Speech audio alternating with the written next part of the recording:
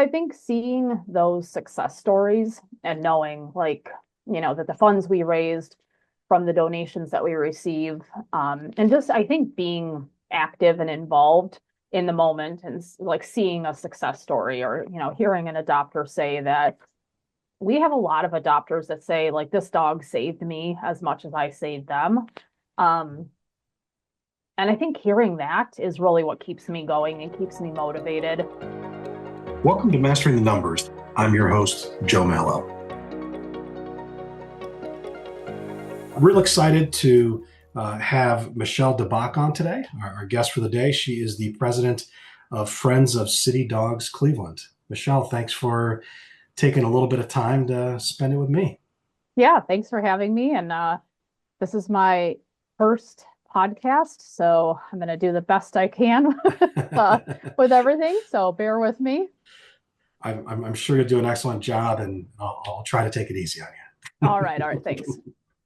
To get us started, why don't you tell us a little bit more about Friends of City Dogs Cleveland? All right.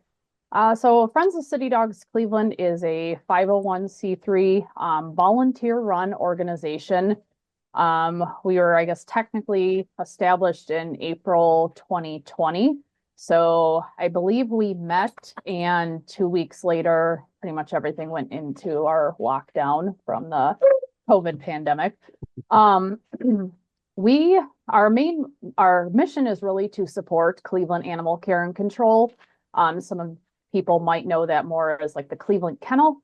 And also the City Dogs Adoption and Volunteer Program. So we're kind of the funding partners for the Cleveland Kennel. And most of I think our biggest focus is supporting the medical needs. And then just also the program by trying to get as many dogs out into adopted families as we can. Okay, that's great. Um, I think that's the best way. The best animals we've gotten have always been from a kennel or a rescue Mhm. source. Yeah, So they seem super grateful to be adopted. yeah. So what inspired you to take over this organization? Because this organization, or at least the parent company of it, was established for a little while, wasn't it? Yeah, so there was a organization that existed before Friends of City Dogs Cleveland. And I think in the beginning, their main, excuse me, their main focus was the Cleveland Kennel. And as I think they grew and expanded and saw different needs, really their mission sort of changed from working directly with the animals at Cleveland Animal Care and Control to more support with animals that were in homes and really trying to support I guess, the human side of it, keeping those animals in their homes. So um, we really started to see that there was two really great missions, but two very different missions, and just the path that it was going down. A group of us really started to think like, is this the best to have this one nonprofit kind of overseeing two different but also connected missions? So we kind of met, talked a couple of times, said, what are some things that we really wanted to do? What are some things we wanted to do better? Um, and I don't think I would have really taken, I guess, the leap or, volunteering to take on this role if it wasn't for a small business class that I took. So I think it was maybe in 2016. I was part of a small business class. We met, I believe it was 8 weeks in the evenings. And at the time, I thought that at some point after I was done teaching or instead of teaching, that I would open my own dog daycare business. So through that class, I just learned a lot. We had a lot of presenters coming in, ideas, talking about like pitches, financial sides of it, things like that's really what, after taking that class and having basic knowledge on a business, that's really what sort of gave me, I think, the motivation to say, like, okay, I think I can do this. I'm willing to complete all of this. And that's kind of, I think, what pushed me into doing this. Yeah. So something that's definitely needed. So, well, what have been some of the biggest challenges that you've run into and had to overcome since taking over the organization? Um, I think for me, the biggest challenge for myself is just time management. I do have a full-time career. I'm a teacher at a Cleveland school in I guess, my real world. So I am a teacher. I do, obviously, as a teacher, we do a lot of stuff outside of work. So I have to just do a lot of time management with my job, my role as the board president of Friends of City Dogs Cleveland, as well as just maintaining my own, I think, life for health, wellness, enjoyment, all of those things. So time management, I think, is a challenge. It seems like for all of us, really, all of the board members and directors have full-time jobs. So this is something that we do, um, that we also have to budget for in our 24-hour days. I think the other biggest challenge is working with a government agency. Um, things don't always move at a fast rate. So I think that's been a challenge for a lot of us. There's definitely a turnover that happens a lot at the Cleveland Kennel. Again, I think just because of the job that it is. There's a lot of turnover with management. So that's, I think, been a struggle as well, is just every time a new management position comes in, just trying to make sure that they understand our role and, we can also understand their roles. So those have been, I think, the biggest challenges for myself as well as other members. Yeah. Um, Besides trying to get away from your own dogs that are, they're Exactly. following you around during the podcast. Oh yeah, all of them because they're very needy. Yeah. So since you've taken over the organization, is there anything when you look back, hindsight 2020, is there anything that you would have done differently? I think the biggest thing looking back on what we did was, I think again, it was a challenge because the pandemic had just started. So obviously, everything stopped there for a while, but things were just so different. And I think for a long time, we kept saying, like, well, when this is over with, when this is done with, this is what we're going to do. And I really think in the beginning, we should have um, just established, I think, some more kind of like anticipating what it would be like and what we would be dealing with. I think we did a fairly good job starting our policies and procedures from the beginning, but I think that was something that more like anticipation of, what are we going to need these policies and procedures for? Really kind of looking at like, okay, hopefully at the time, when the world went back to normal, what were some things that we are going to encounter? So I think just having a little bit more vision of like what we were going to see in the future, because again, it did seem like when things got going again, we were like constantly trying to catch up with, oh shoot, we don't have this in place. Let's get caught up and do this. So um, yeah, I think that was probably the one thing I regret kind of not having from the beginning. Yeah. Is just, I guess, that bigger vision of what we would see, what we would encounter like 2 years, 3 years, 5 years from then. Yeah. Would having a mentor of some sort who's maybe been there, done that in a similar organization, I mean, would that be something that you'd probably recommend now? Yeah, definitely. I think at the time, what we were doing was sort of, I think, new for us. But again, I think like if we could have reached out, knew who to reach out to, just having those connections. And I think there was a little sense of feeling like, I think on my end, especially, is just, asking for help. I felt a little bit like, whoa, is this going to be a weakness? Is this going to show like we don't really know what we're doing?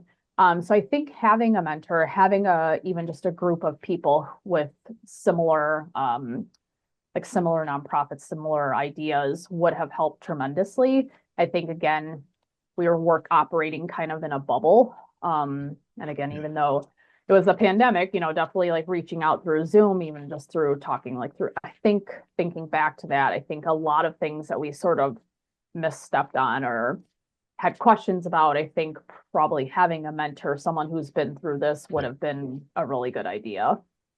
Yeah. Yeah, I know that helped me. I was lucky to already have one in place, so certainly helped me a lot and continues Mhm. to help. So Yeah. let's take this a little, just a slightly different direction. How does Friends of City Dogs Cleveland raise funds to support the needs of your mission? Um, so we have a pretty good donor base. We have a lot of donors that donate, I think, just through our website. They maybe have been an adopter or a volunteer or have seen us out in the public. So we do get quite a few donations through just private donors. Um, I think the nicest, most I think helpful are the recurring donors. So the donors who make us, even if it's a small donation monthly, a couple do it quarterly. That's a huge help because that's almost like funds that we can count on. Um, we do have a lot of awesome just donor advised funds where people might be able to donate through their company or through their business. We have a lot of just support in the community. So community members, whether they're business owners or just private citizens, will hold fundraisers for us.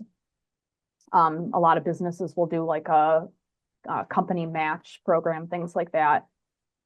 So I think all those things kind of, tied together are really what helps us raise funds.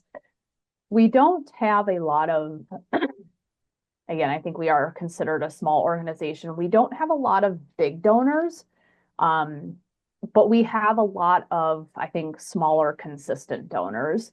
So Yeah. most of our funds just come through individuals, businesses, a lot of local businesses. But every once in a while we get something from out of state that I think the one thing for me is I wish I knew why or like how they heard about us, why they were making that donation towards us. Was there a story? I think that's always sort of the thing that I wish there was a way. A lot of times we don't get a lot of information from donors, but I think that's Yeah. always sort of my wish is like, why are they donating to us? How did they hear about us? Yeah. So that's something that I wish we had a little bit more transparency about. But yeah, so we raise our funds that way. We do have two big fundraising events throughout the year. We have this will be our sixth year. We have a 5K typically in June. This year it's June 7th at Edgewater Park. Um, that's one of I like that event, I think, just because again, it's typically the beginning of summer.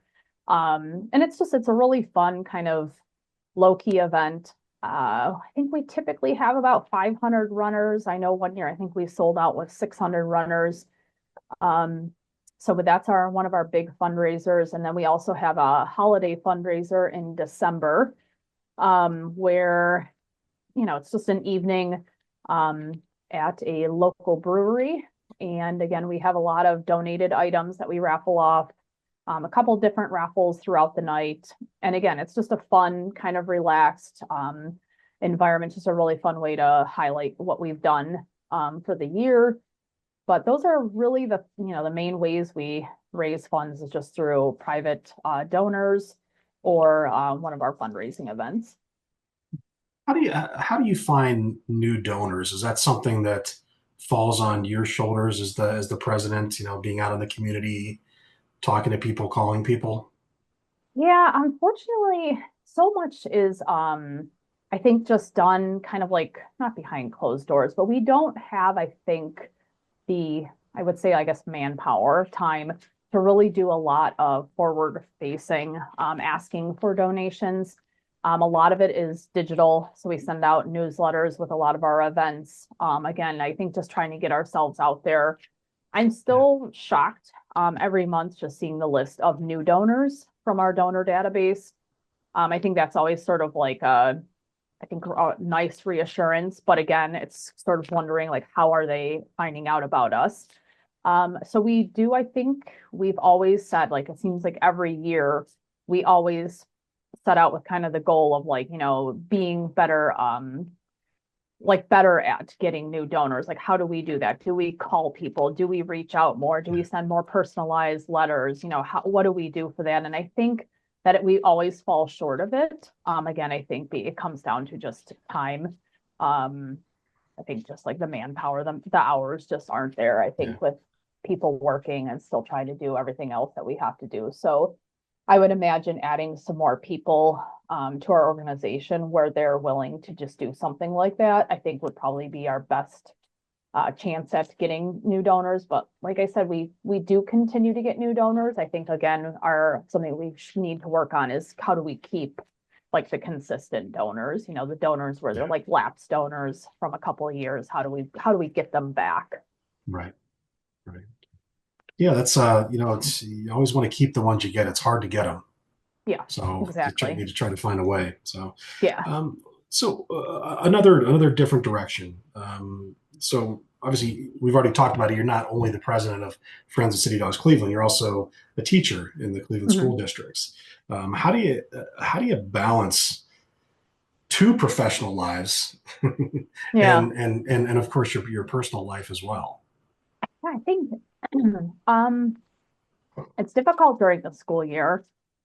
During the school year, I really try to make sure that I I'm definitely, I think, a little bit more involved than I should be at times. I do believe that, checking our emails every day is something that I choose to do. Some people have kind of this belief that, when they're off, and they only do that during business hours. So I don't know what our business hours would be, but I do try to make sure that our emails are checked on a daily basis.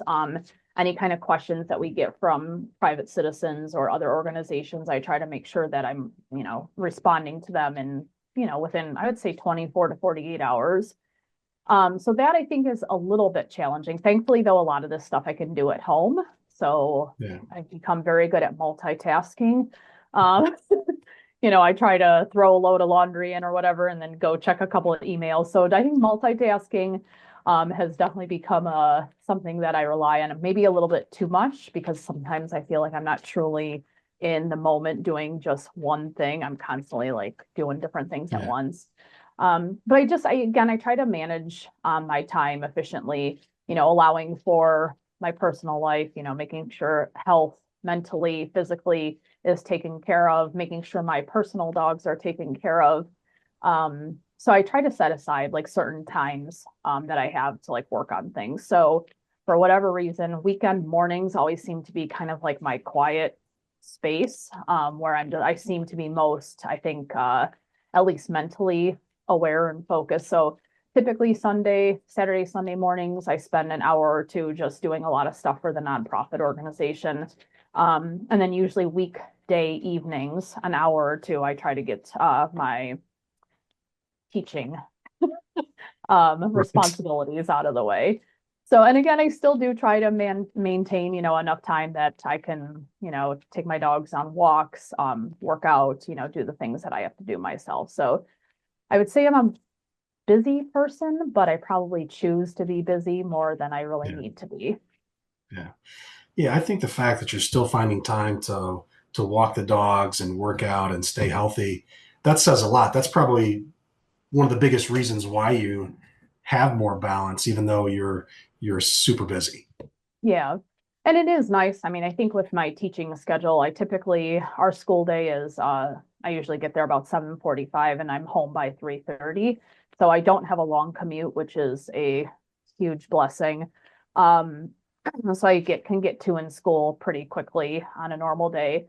But I think that's a huge help. I mean, even just being able to get home by 3:30, 4 o'clock is so drastically different than 5:30 or Yeah. 6 o'clock after, Yeah. after sitting in traffic after a long work day. So those Right. things I definitely think help. And then I definitely get some, I think, mental breaks during the summer, and then even our vacation or whatever, our vacations from school. Yeah. But whatever works. That's what I always Yeah. say. So Yeah. so And I still what manage to go to bed by 10:30, 11 o'clock every night. So that's a good thing. I wasn't guessing that, but I was thinking I was thinking you're either staying up much later to get things done, or Mm-mm. you were exhausted and you were going to bed at 8:30. Nope, nope. Yeah, I guess I've learned how to, I don't know. Yeah, it's weird. I function, I think, fairly well on 6 hours, 7 hours of sleep. So I'm okay. That's good. So what are the biggest things that for the um, for the Friends of City Dogs Cleveland, what are the biggest motivators for you in continue to push this organization forward? I think honestly are the seeing the positives that come out of it. I think we really try to, I think, capture on our social media just some of the, I guess, lives that we have saved. Again, I think the state of animal welfare in this country right now is pretty dismal. So we have a lot of dogs that come in malnourished, with injuries, skin issues, eye issues, trauma from being hit by a car or worse. So I think seeing those success stories and knowing that the funds we raised from the donations that we receive, and just I think being active and involved in the moment and like seeing a success story or hearing an adopter say that we have a lot of adopters that say like this dog saved me as much as I saved them. Um, and I think hearing that is really what keeps me going and keeps me motivated. There's certain things that I know we're not going to be able to do. We're not going to save every dog that comes in, but I think like we have done a pretty good job of helping dogs that probably wouldn't have gotten out otherwise or gotten the care that they needed. Yeah. I hate to admit it, but I do spend some time on TikTok, and probably my favorite ones are the ones where animals are getting rescued, and it's just to see how happy they are Mhm. when they finally realize, hey, we actually have a home now, and Yeah, for sure. it's really cool to see. But those are my Yeah. favorite ones. Yeah, my feed is definitely a huge animal focus, and it is. I mean, I think sadly, I'm also, in addition to volunteering with Friends of City Dogs, I also do spend time at the Cleveland Kennel volunteering, just actually with the dogs. And I think sometimes we do see, unfortunately, kind of like the worst, I guess, Yeah, outcomes of humanity, but we also see like the best, where yeah, just again, those stories of, people taking these dogs in and they just become like their lifesavers. So yeah, yeah. I think that's great to see. I'm glad you're sharing it here.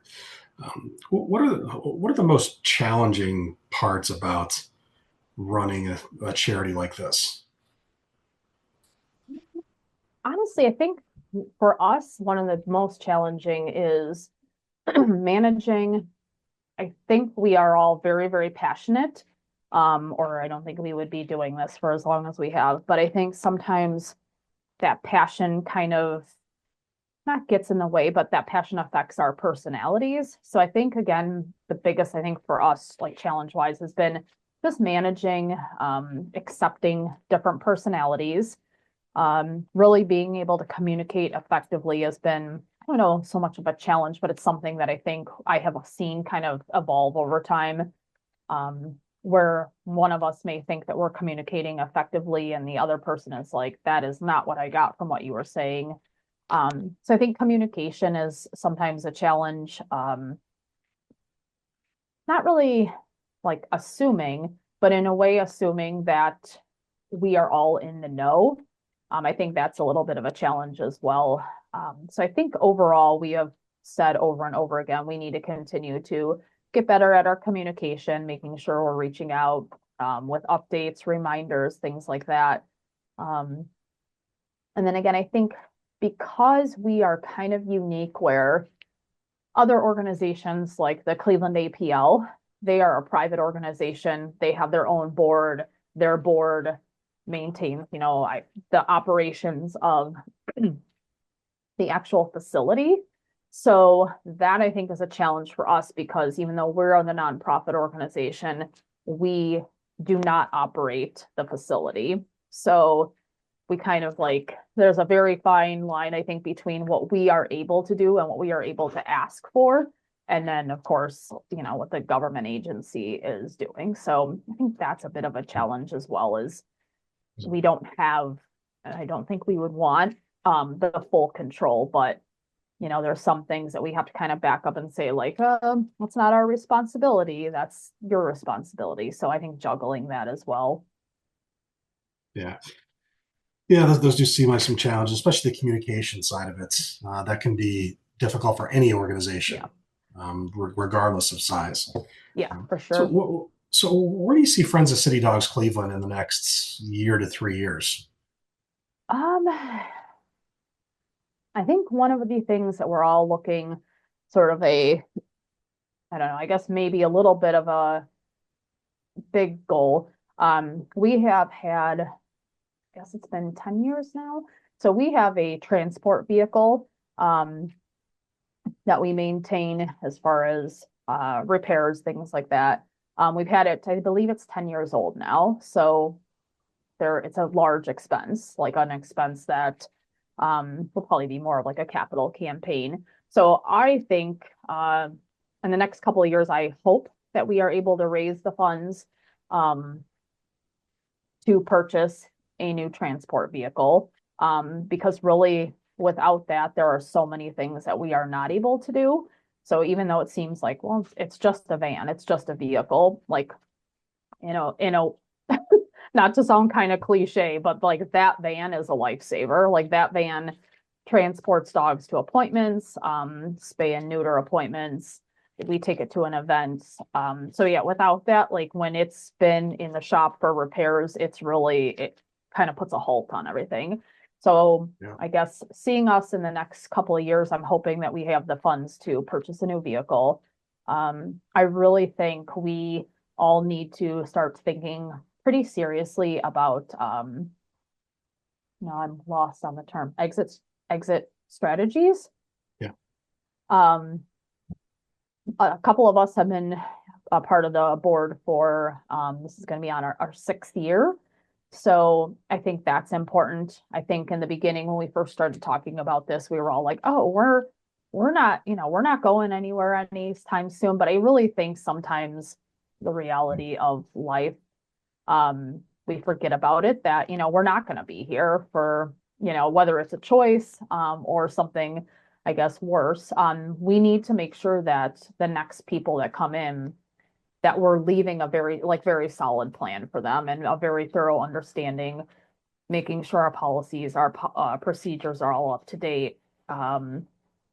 Making sure that it's a smooth transition to the next person or people. Yeah. So I think working on our exit strategies are we really need to take it, I guess, seriously and start thinking about that. Yeah. I think that's kind of where I see again, I'm hoping that we continue to grow and continue to, have new donors and things like that. But again, I think as just like the organization side of it, that's what I think like I'm really hoping for in the next couple of years. Yeah. Great. Well, I'll be paying attention. I hope that both those happen. Thank you. Final two questions for you, and this is another different direction. Um, I guess first of all, what's the best business advice that anybody's ever given you? Mm, I think one, and I kind of laughed the other day because there was a presenter at school that said something very similar. One is making connections. So I think I didn't realize that until I started doing this, or even like when I started the business class that I took.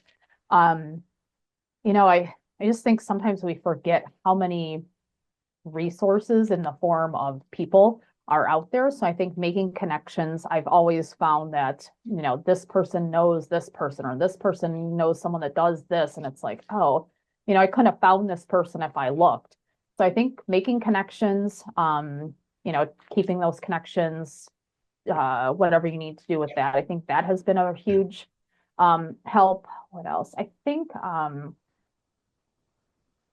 someone else once said, like just looking within our organization, again, Friends of City Dogs Cleveland is obviously its own sort of nonprofit organization, but we work very closely with a lot of the volunteers at the Cleveland Kennel. So again, I think there are so many people from all, yes, ages, backgrounds, skills, what people can do. And sometimes it's like we only see those people as volunteers with the kennel, but all those people have a whole lot of other skills and have a whole lot of experience. So I think sometimes just looking within like your organization or who's there already. Like there's probably someone who has a set of skills that you don't know anything about. So those are the two things that I think I've taken away or would give someone else. Like I said, the making connections, like you said earlier, having a mentor, things like that, I think are just so beneficial. Yeah. I think those are great bits of advice. So final question for you, and I'll let you go. Okay. So let's say you ran into somebody who had started a nonprofit, and maybe they're a couple years in and they're struggling and they're stressed. Well, what kind of advice would you give them? Um, I think my one piece of advice would be probably to take a step back and start and I think we dwell a lot of times on we need more of this, we need in a faster time frame, we need to be more organized. Like we tend to focus a lot on the like what we need to do better, what we need to get better at. But really taking a step back and looking at like what successes have you had? And in a small way, like somehow whatever that might be for you is celebrating those successes. And I see it even with us when we meet in our monthly meetings, it's a lot of the negatives. It's a lot of the what can we improve? How can we improve this? Like we need to do this, like we forgot to do. And we often forget to talk about the successes, the things that we've done well, the goals we've met, whatever that is. So I would definitely recommend taking a step back and, it's probably not all as negative as it sometimes appears to be, but I think we kind of do that as humans. A lot of times we dwell on the negative, dwell on the things that need to be improved and kind of forget about all those things, those positives that we've done. Yeah, I think a lot of people dwell on the negative, sometimes to the detriment of themselves and their companies. But I think the advice about taking a step back, I think that's great for whether you're running a nonprofit or whether you're running just another small business. I think that's great advice across the board.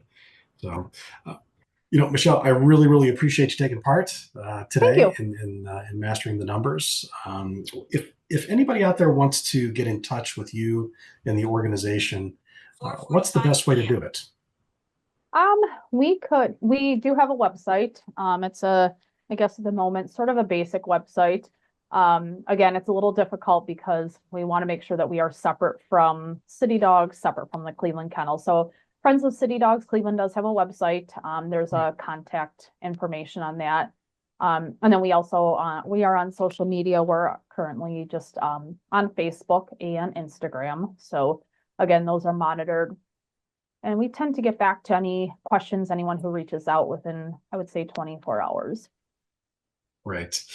Well, and we'll make sure that all that information gets out when the podcast goes Okay. live as well. So Thank you. once again, I want to thank you, but I also want to throw a shout out to my marketing team, Alyssa and Lisa from Check Off Your List in Columbus, Ohio, for doing all the hard work to make sure this podcast goes out and looks nice. So thank you to them. Yeah, thank you. Hopefully they're watching, and then everybody out there that's listening, thanks for joining another episode, and we'll catch you next week on the next episode of Mastering the Numbers.